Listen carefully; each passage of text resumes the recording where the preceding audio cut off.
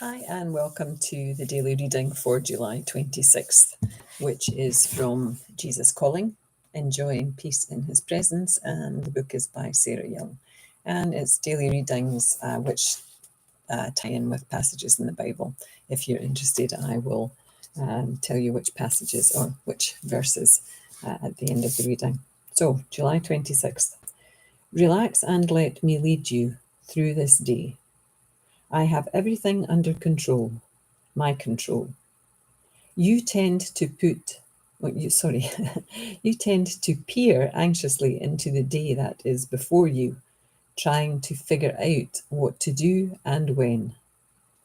Meanwhile, the phone or the doorbell rings and you have to reshuffle your plans.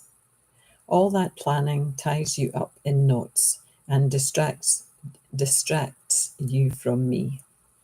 Attentiveness to me is not only for your quiet time, but for all your time. As you look to me, I show you what to do now and next. Vast quantities of time and energy are wasted in obsessive planning. When you let me direct your days, you are set free to enjoy me and to find what I have prepared for you this day. And this ties in with Psalm 52, verse 8, Psalm 119, verse 35, and Psalm 145, verse 8. Or might be 143, verse 8. No, I think it's 145, verse 8. Who knew the Psalms were so long?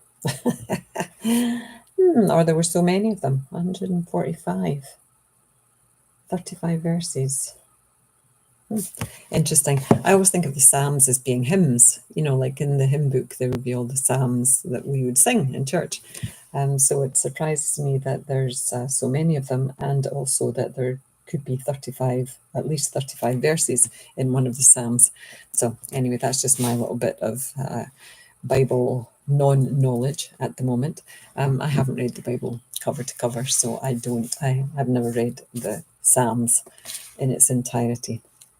So this year is all about my spiritual exploration and all about my contact with God and Jesus. In case this is the first time that you have tuned in, this is all about time and our need to plan our day and when it goes pear-shaped, because the phone call comes in that lasts an hour, and that hour was supposed to be doing the laundry or the dishes or whatever.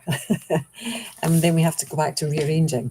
So I think it's really difficult as humans to trust Jesus and God to plan our day for us. That we think that it's our job to plan our day, that we have to fill in all the hours that God gave us doing rather than just being.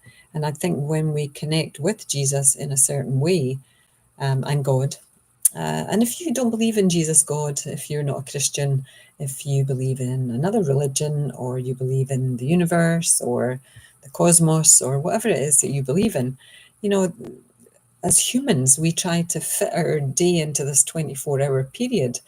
And in some of the readings that I've already done this year, Jesus says, the reason that we have 24-hour days is because as humans, we couldn't cope with any more than that in a time period. It's a big enough chunk for us. And if we are trying to plan for, say, between 8 in the morning and 8 in the evening and fill it all in with all the things we have to do, it doesn't really leave us a lot of time for being. It doesn't leave us a lot of time for connecting.